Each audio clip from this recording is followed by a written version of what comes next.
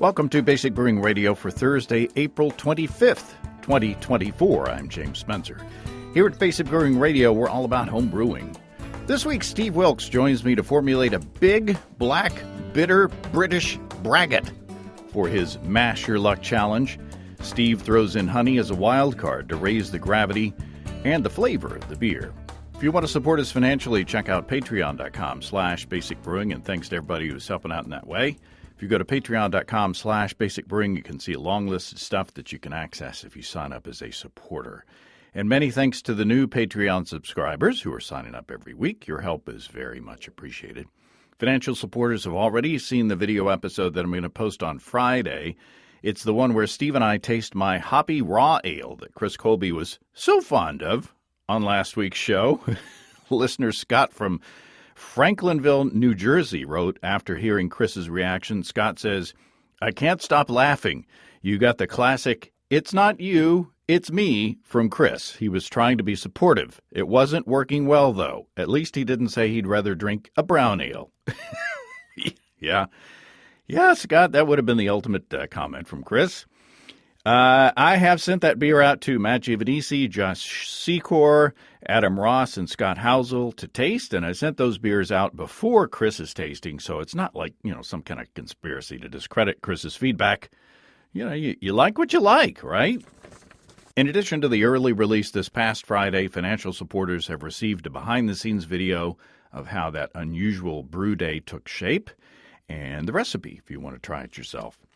I brewed that beer with the seasonal yeast from our friends and sponsors at Imperial Yeast. A37 Pog is Ebegarden Kveik. I pitched it into the raw ale wort at 90 degrees Fahrenheit or 32 C, and then I moved it into the house so the temperature, it didn't maintain that hot temperature, that warm temperature. I get some lemony character that's very complementary to the grapefruit of the Cascade hops in the beer. It's very tasty.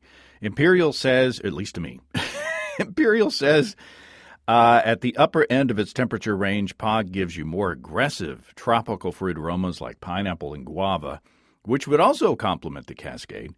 I have a couple more packets in the fridge downstairs, and I plan to use them when the porch gets hot here, which will probably be soon if things go as they usually do. With those 200 billion cells in each easy-to-open package, Pog got to work right away. My airlock was bubbling by supper time. My cowboy name would be Dusty Stirplate, because I don't use my stirplet anymore to make starters for moderate gravity 5-gallon batches, thanks to Imperial. Ask your local homebrew store about A37 Pog from Imperial. And, as always, check out the dependable deliciousness at imperialyeast.com. That's imperialyeast.com. Okay, let's talk to Steve. Well, Steve Wilkes, welcome back to Basic Brewing Radio. Thanks, James. It's a pleasure to be back. We're going to take on the Mash Your Luck challenge. I think you're the third person to, fourth, including all the members of the brew club as one person. This is the fourth time that we've done the Mash Your Luck thing. And we did it in your absentia, and you were a good sport enough to let us do that. And so, I'll go over the parameters in a second. But what did you think when you were presented with these parameters? I thought, oh great, another stout, and it's spring, and it's a big one too. Yeah. And it couldn't have been like, the last beer I brewed kind of for this show was a Kolsch, cheap, easy, quick. No, it's got to be, giant, which means expensive. But I'm footing the bill this time. I'll buy the ingredients this time. Oh, that's okay. But I went, well, that's just great. That kind of, so anyway, but I think I've come up with some ideas for how to get around just brewing another giant stout. Oh, well, and by the way, before we move on to that, you mentioned the Kolsch. Chris Colby and I got together and formulated the recipe for the Kolsch. After he dissed my my raw hoppy ale, He said that he didn't like the flavor of that beer, but you and I like the flavor of that beer. I liked it. I liked it well. I thought it was great. Yeah, unless you're What didn't he like about it? Well, unless you're lying to me, unless you're just lying. being nice. But he didn't like the raw character of it. He said, I did. I like that grainy, that kind of raw graininess. Yeah, well, apparently he didn't. So, that's okay. Like I said, I didn't show, like blue cheese either. Like I said on the show, at least we're honest. But now I'm all paranoid. I've sent out the beer to 4 of the guys that we work with recipe development stuff on the show, and now I'm really nervous to see what they'll say about it. So I'm insecure to begin with, as you know, and now I feel like one of my somebody doesn't like one of my babies, and so I gotta validate myself. Well, if you get feedback like "I've never had anything quite like that," or that's interesting. Yeah. Then you got a problem. Or the compliment that I used to tell people in drama class was, "I've never seen you do anything any better than that." That's right. Well, thank you. You're welcome. You're really growing as a person and a brewer. You really went there. Yeah. Okay, so the parameters of this beer, as chosen by randomness, was a very high alcohol, high bitterness, black UK ale. And we originally did we rolled very low alcohol, but we had just spent like 30 minutes talking about how dangerous it is to brew very low alcohol stuff, and you got to pay attention to food safety and all this stuff. And I said, let's re-roll that one. Let's use the Joker on the ABV. And so we went from very low to very high. Very high. So we thought that the definition of very high was like 9 to 10% alcohol. So, and we've got to say that you've taken a run at going ahead and formulating this recipe, so we can go through step by step and kind of talk about what the parameters of it, the ingredients of it, and what your approach was. So when you heard very high alcohol, high bitterness, black UK ale, what did you picture? Russian Imperial Stout. Except, I mean, like, in terms of, in my mind, what, first I have to back up and say, I didn't understand the brief. I thought I was supposed to come up with the recipe based on the larger parameters. But I knew that, having said that, I knew that the recipe I have here was a starting place, a starting point for our discussion today. Yeah, okay. That certainly works. I mean, that's what everybody else has done so far. Okay. I just offered to get together with you to formulate the recipe just as an exercise, and but you did it. You did all the work. So, well, I've just got to drink my coffee and listen to you talk. I'm drinking my tea, English breakfast tea. Well, there you go. You're in the spirit of the thing. Well, what I came up with was this. So based on the mash your luck parameters of very high alcohol and in EK, or UK, not EK, I'm thinking EKG, as you know, it's that time of life. But hello, Elizabeth. It's also East Kent Goldings and a medical term. So that's right. Anyway, I was thinking I wanted to keep it a very traditional British beer, British style beer, and it had to be high alcohol. And so I thought through that a little bit, and I thought, well, I didn't want to brew a 5-gallon batch, so I went with a half batch, or a 2.5-gallon batch, and I wanted it to be British and high alcohol. So I thought, at first I thought a partial mash barley wine, and then I thought a little bit more, and I thought, well, why not instead of the malt extract, use honey, so that I've really got a braggot. But it's easier to talk about it as a barley wine just because my brewing software understands barley wine and doesn't understand Braggot. Right. So, And it's both. I mean, and it's both. Right. A Braggot can certainly be a barley wine. Absolutely. So that was kind of my parameters, and so I kind of monkeyed around with what I thought would be a really good. The way I came up with the recipe was to say, okay, I've got a 2.5 gallon batch. I'm going to go in and do about a 5% British pale ale, heavily hopped, so that really all by itself it's kind of an English IPA. But then when you add the honey, you bring the ABV up from around 5.5% up to 10%. That was how I did it. And so what I came up with in terms of parameters was that I wanted it to have that kind of big biscuity breadiness and some kind of layers of caramel malt coming through, and then of course hitting the ABV. So my thought was to brew this in a just like I would any half batch. Just do it on my stovetop. I don't have to bring out the big electric brewing system. Mm-hmm. And so what I came up with was a 2.5 gallon batch, 3 pounds of pale ale, Maris Otter or Golden Promise, 2 pounds of imperial malt, which we'll want to talk about. Imperial malt is also a Simpson's malt, Simpson's brown malt, 4 ounce, and then peated malt for just a touch of smoke, and a touch of black malt to get to the color as a color corrector.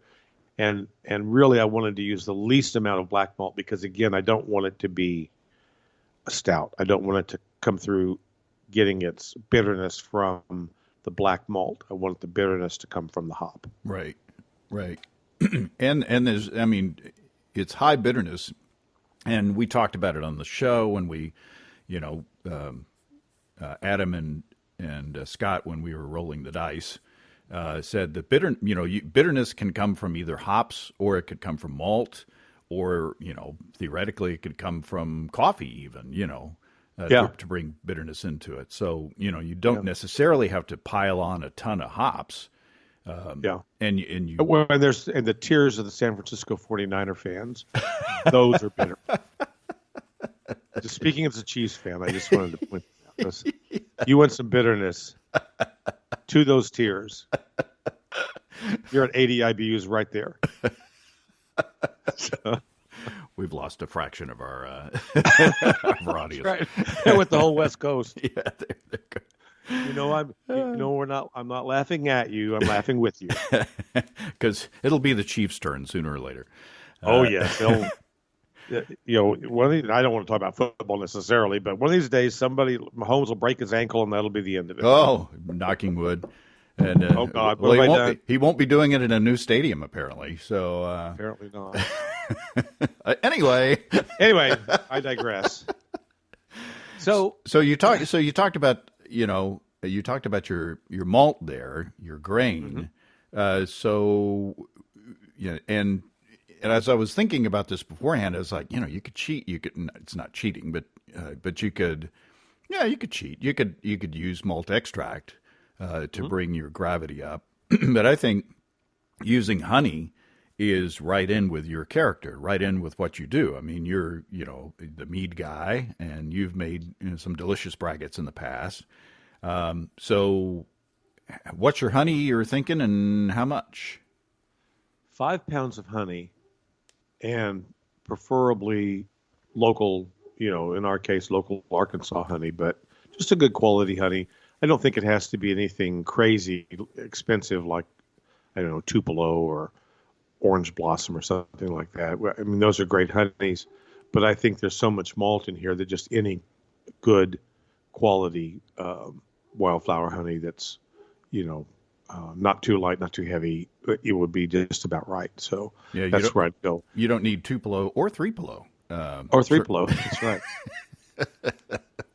But yeah, because I just think like, sage, honey, I mean, those are great and they have great flavors and they bring a lot to the party. But I think that everything that kind of a more esoteric honey would bring to the party would get lost in all of the hops and all the malt. Right. So Right. that's my thought. Yeah. But I did have another thought. So I'll run this by you. What do you think about taking that honey and cooking it off in a crock pot so that you have a Bochet barley wine? Oh. And that might add a little bit of bitterness as well. Mm-hmm. If you're willing to do that, I would love that idea, because that adds yet another layer of complexity to this, and it's not just another big dark beer, but it's something that has an added depth of character that would be delicious. I think that's an awesome idea. Well, that's where I was thinking, and then it made me think if I did it as a Bochet. I hope I'm pronouncing that right. I think so. Okay, good. Would I need, because that's going to be very dark. It's going to be like a black, Belgian candy syrup kind of. Can I drop the black malt? I think so. I mean, I think because I'm only using it as a color corrector. Yeah, and especially if you've got brown malt in there, you've got half a pound of brown malt. That's going to lend some a lot of darkness to the beer to begin with. Yeah, as I formulated this last night, I didn't worry about the color. In other words, I developed the whole recipe without color as a parameter. Then I looked at the estimated. Was it SRM, I think? Yes. Looked at the estimated SRM and said, okay, now how much black malt or midnight wheat, but I just chose, just Simpson's black malt. Do I need to add to get to that estimated, around 40 SRM? And my brew father says it's 39 SRM. So I just wanted to be right at about that 40 mark where you'd expect a black beer to be. And that's why I chose that. But yeah, so if we did it as a Bochet, I think I could just get rid of that altogether. Okay, so I'm still going to get a beer that'll meet the brief. Right. So I'm drawing a line through the black malt. And have you ever done? I don't think I've ever done a Bochet. Is it Bochet? I think it's Bochet. I think it's probably Bochet. I don't know. Yeah, it's been a while. Used to I'm on new used to medication. play this card game in Louisiana called Bourrée. I lost a lot of money playing that one night. In a different life. You were known around the barracks as Private Rube. Private Rube. Only one time. I wasn't that bad. So I did lose about $20. Oh well, back in those days, that was something. Yeah. On a private salary, yeah. Yeah. Anyway. During the Cold War. During the Cold War, we wore an onion on our belt. That was the fashion. That was the fashion in those days in Shelbyville. Called it Morgan City back then. So I haven't done a Bochet. I think it's Bochet. I haven't done a Bochet myself. I haven't either. But we've talked to Tim Lieber certainly about doing that. He did. Yeah. I think he did it in the crock pot. So I think it's just put it in the crock pot on low, right, until it just gets to the right color that you like. Yeah, but you got to go to the box store and get a Bochet bag. It's like you can. They're next to the turkey bags. Oh. You get an 8-pound Bochet bag. No, yeah, I think you just put it in the crock pot and let it go, and it'll eventually it'll just go there. Keep an eye on it. I'll have to do a little and resist the temptation to dip your finger in there to taste it. Oh my God! Could you imagine? Cool. Wow. It's like Raiders of the Lost Ark opening up the. Yeah. If your crock pot's shaped like the Ark of the Covenant. Don't look at it. Yeah. Wait, those are my black eyed peas. Don't look at those. So I looked up this. I've got some, because sadly our primary source for ingredients, High Gravity, they've closed their doors, and so we're kind of in between purveyors of ingredients right now. And we love our local store, but their selection is probably not as wide as what we need for this recipe. Especially, you list this imperial malt, and I don't think I had heard about it. And so I looked on some of the major sites out there, and I don't find it listed. So maybe is it so obscure that we can't get it over here? So yes, I think that is the case. So when I was formulating the recipe, I didn't formulate it with an eye toward, is this malt actually available?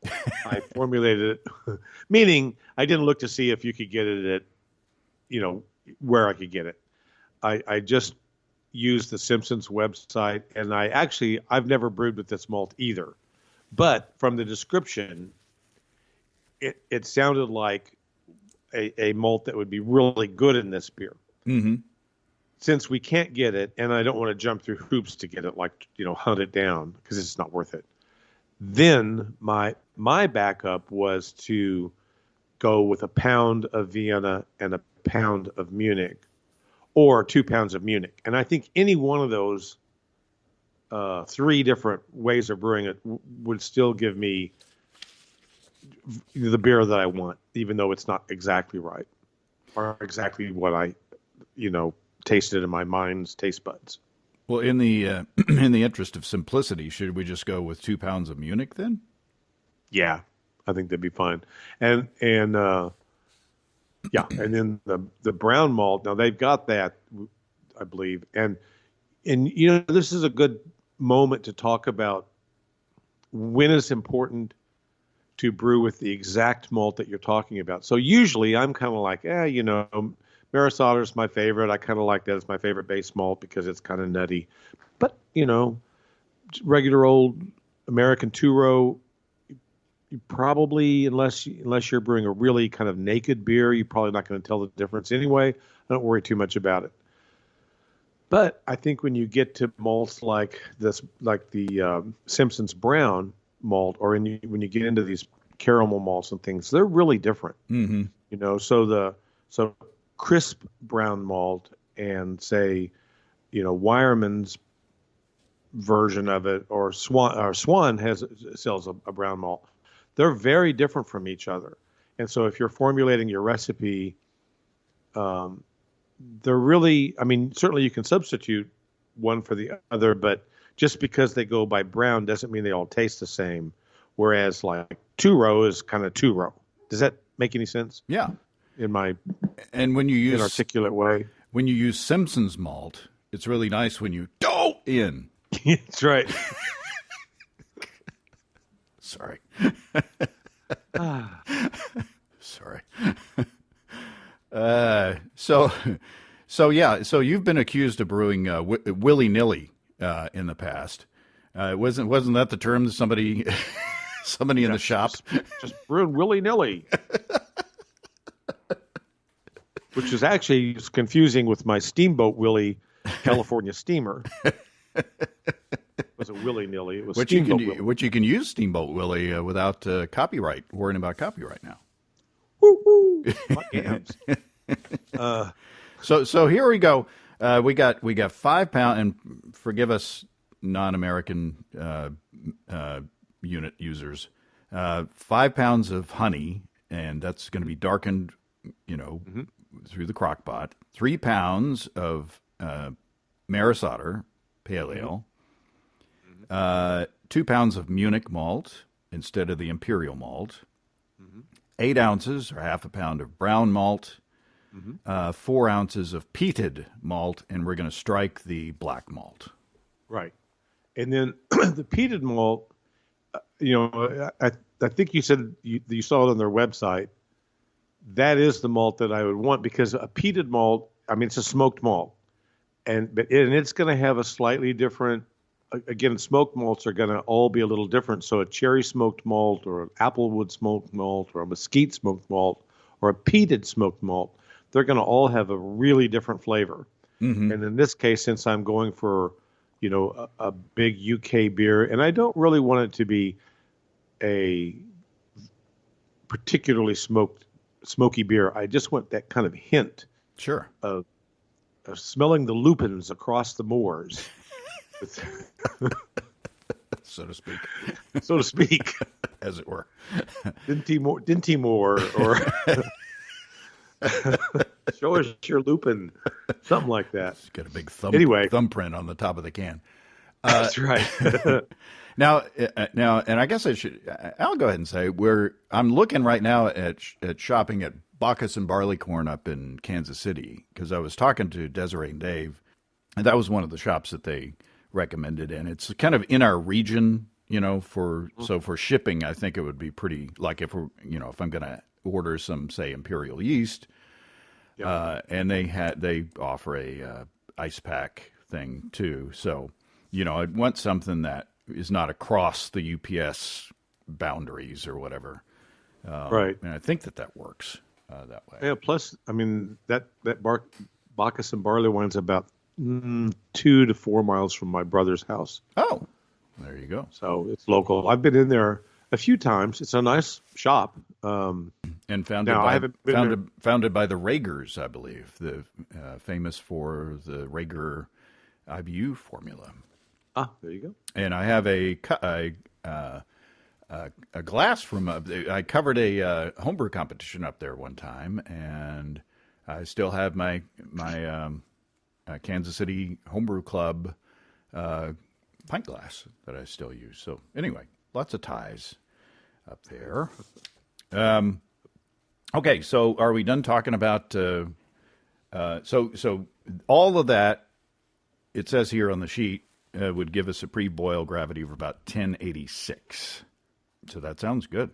Okay, so we got the very high gravity and the black part of it, and a bit of the UK. What about the bitterness? It says high bitterness, and what's your definition? I guess it's, in a way, this high bitterness is kind of up to your interpretation as a brewer, because depending on the style, 50 IBUs might be high bitterness for one beer, like a lower gravity beer, but 50 IBUs is not going to be higher bitterness in this beer, say. Well, that's a good point.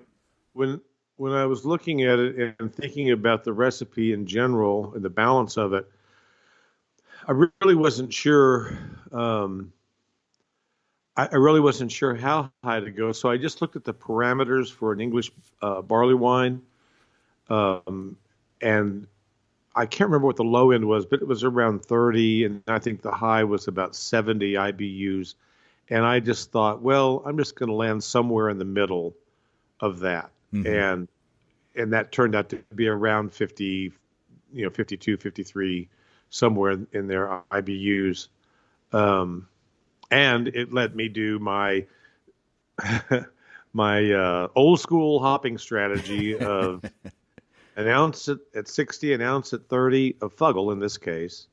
So an ounce at 60 at Fuggle, an ounce 30 Fuggle, and 1 ounce at 15 minutes of East Kent Goldings, which would give me about a 52 to 55, IBU according to the Tinsmith scale and Brewfather.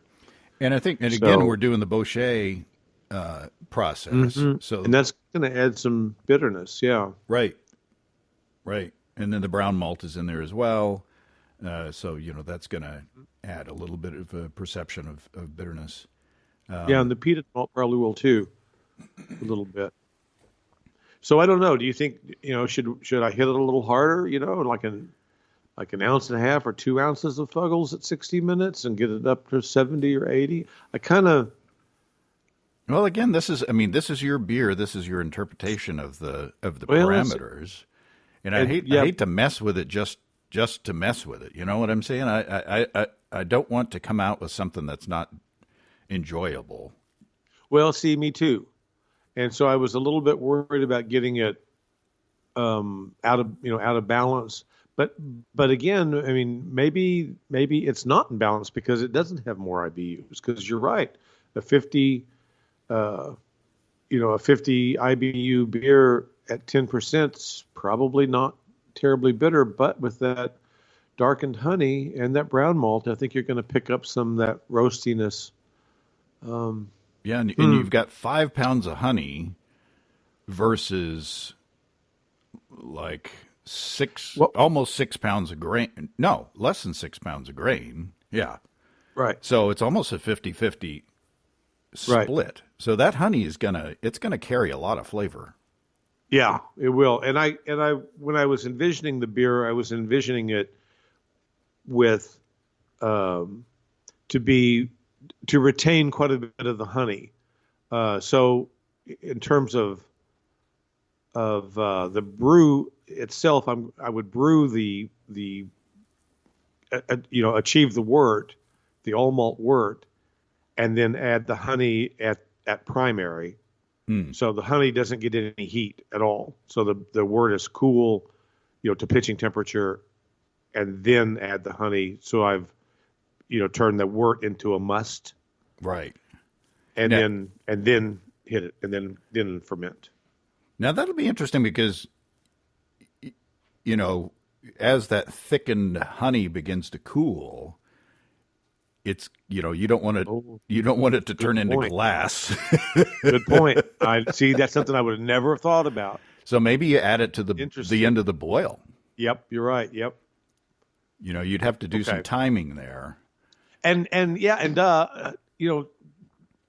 here, see, this is why we got to talk through this, because and maybe even want to spoon some of the wort into the crock pot and kind of mix it up in there to kind of thin it out before you try to pour it from the crock pot back into the kettle. So it's like making a custard. Yeah. You got to temper your wort. You got to temper the wort. And then you add the egg whites. Yeah, you don't want to get scrambled wort. Or I guess I guess it's the yolks in the custard. But yeah, I was worried about losing all the little volatiles from the honey. Well, Jesus, you cooked it in a crock pot for 3 days. There's no volatiles left in there. So yeah, maybe you loosen that up a bit, and because I think you got to cook that thing, the honey, like all day. Yeah, it's might have to go through the archives and listen to that episode again with. That's what I was going to do, is make sure review that and make sure I've thought through actually making the Bochet first as a matter of fact, like a day early or something, so that I've got it ready to go. And then, so, and then I just thought, Imperial Darkness, but I've got, my desert island yeast is Nottingham, and I've got Nottingham on hand, so I could just use Nottingham. And that's leftovers from the homebrew shop, right? So you probably ought to use those. Yeah, definitely. So yeah, the first choice would be Imperial A10 Darkness, but since you got that, and I was going to say, and I chose Darkness. I actually quite a bit of thought went into that too.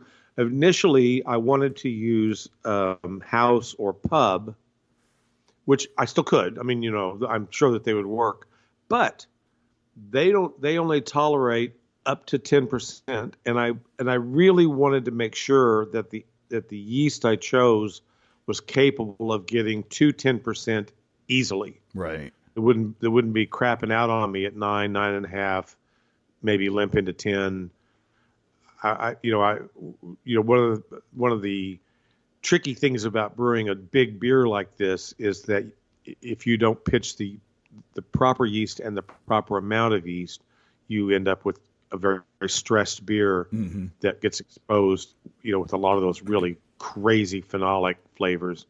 And trust me, I've made that mistake, and I will never make it again.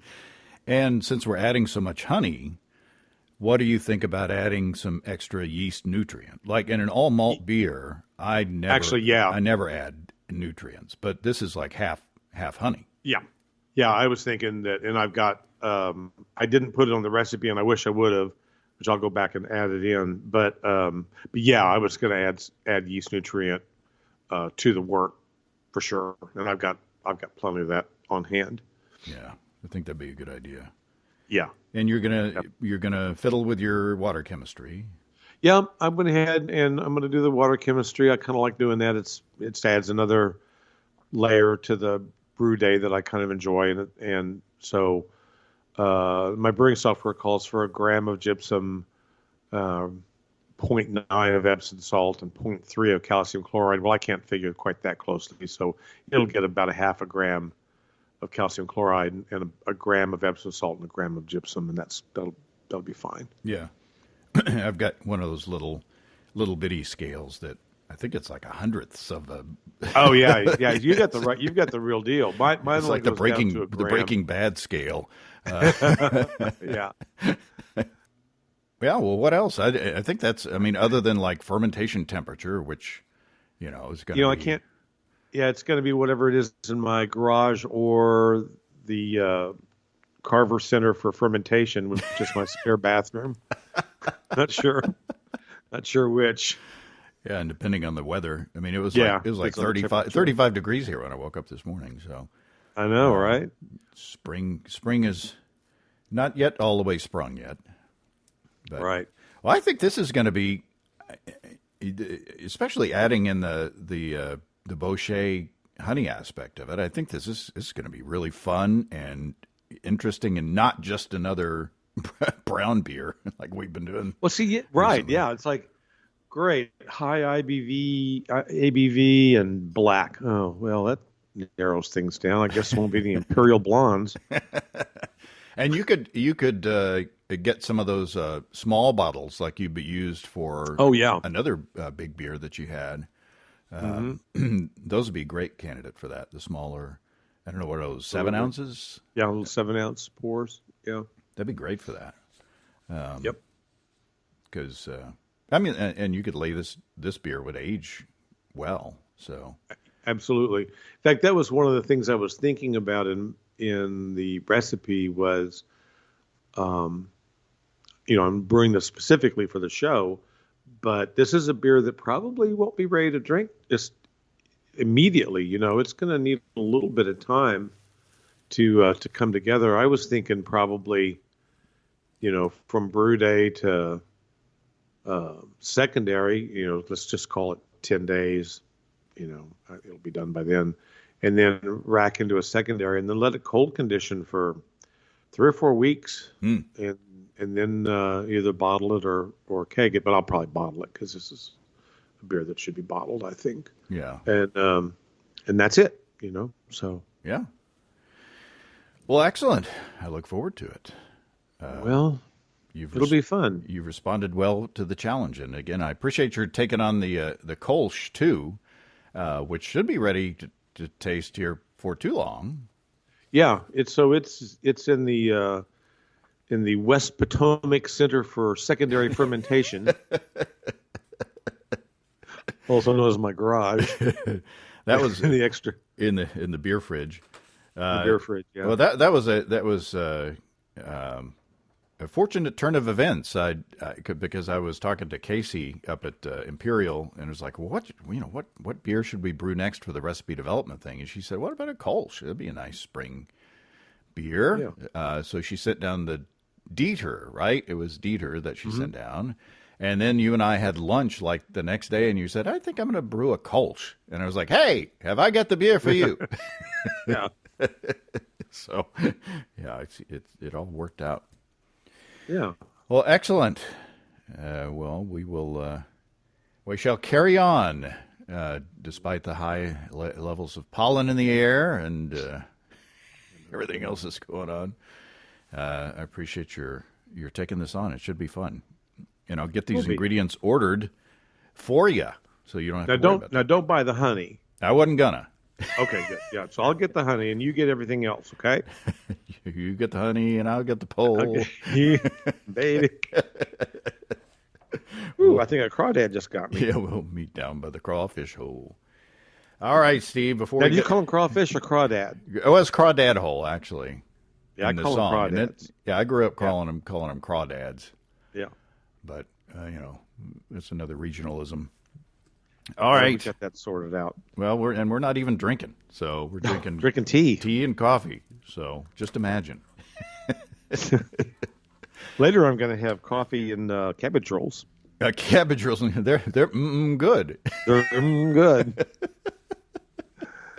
Okay, well, that is a very good time. Sounds like time to go. Time to go. All right. Thanks, Steve. Cheers. Many thanks to Steve, as always. I think that's a brilliant approach to this big, dark beer. And I may ask to sit in on some of the brewing of this batch because, I've always been really curious to see how the crockpot turns, honey into that black stuff or dark stuff that becomes Bochet. So stay tuned. If you have brewing questions, show suggestions, or just want to say howdy, write to james@basicbrewing.com or just fill out the contact form on basicbrewing.com. Please don't forget to tell us where you're from. Check out our mobile-friendly shop at basicbrewingshop.com. Thanks to everybody supporting us through our Patreon page. Special goodies coming your way. Check that out at patreon.com/basicbrewing. It's all until next time. Until then, thanks for listening, everybody. I'm James Spencer. Production help for Basic Brewing Radio and our website is provided by Kelly Dotson. Basic Brewing Radio is a production of Active Voicing. We'll talk to you next time, everybody. In the meantime, stay well and stay tuned. So long.